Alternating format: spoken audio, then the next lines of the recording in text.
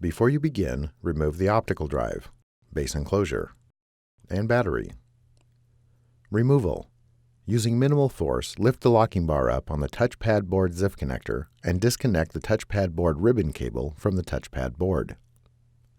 Remove the three 3.5mm P1 Phillips head screws that secure the touchpad board bracket to the top cover. Lift the touchpad board bracket off of the alignment pins on the top cover and remove. Remove the three 2mm P0 Phillips broadhead screws that secure the touchpad board to the top cover.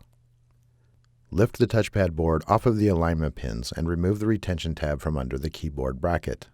Remove the touchpad board. Reverse this procedure to install the touchpad board.